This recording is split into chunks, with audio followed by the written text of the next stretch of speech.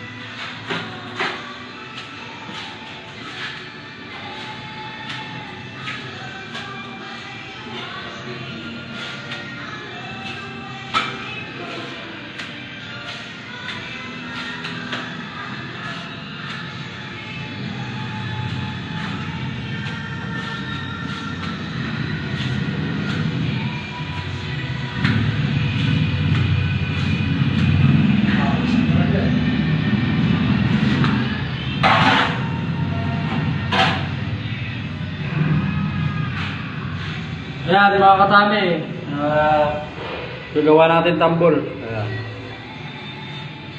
Ayan, pupunduhan lang muna natin halo. Ayan, kasi finishing na yan eh. Ayan, mamaya pakita natin yung kabuuan na ating gawa.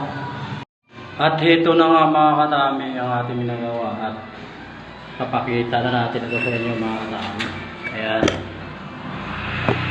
Sa mga ganyang laki ng gawa mga katami, hindi na tayo magtatamsi dyan. Nilalagyan na lang natin ng kahoy. Depende, pwede rin na kahit mga poste, mga basta sa mga kantuan. Depende sa'yo kung gagamitan mo pa ng tansi o ganito na lang gagamitin mo. Kasi sa akin madalas, ganito na lang kung magkakantuan ako.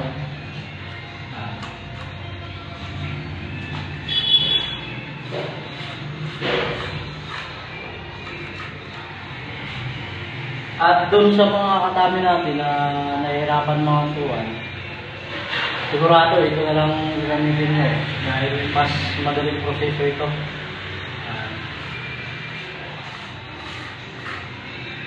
Pero kung hindi ka naman nahihirapan mga kantuan, nasa sayo kung gagamit ka ng mga ganitong teknik.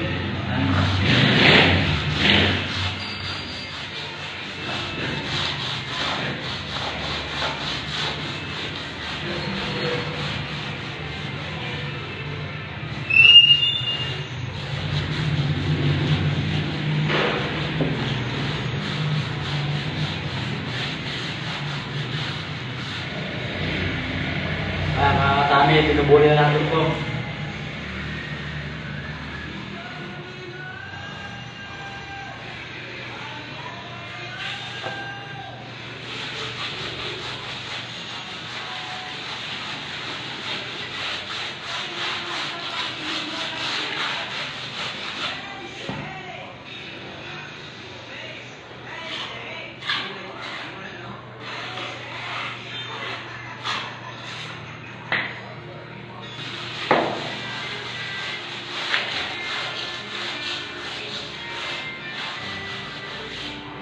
Yan, okay na yan mga katami. Tanggalin na natin yung ilagay natin kahoy.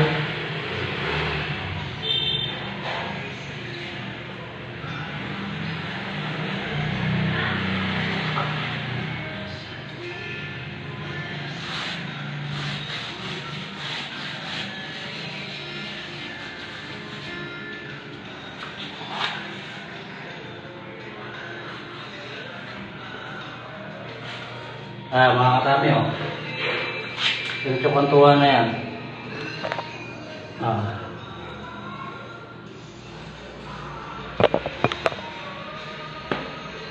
At dito mo kaya sa taas, ganun din yung gawin natin yan. Papakita na natin. Ayan. Yan, mga katami. At pinapatigas pa natin yan dahil malambot.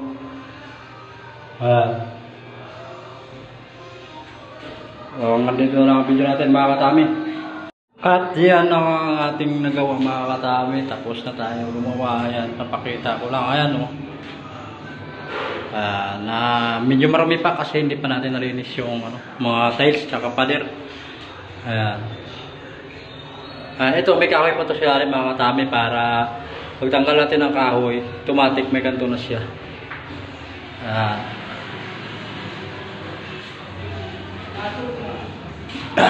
Ayan. At kung magtaka kayo bakit may ganun, linya ng tubig yan, pinalagyan ng may-ari. Ayan.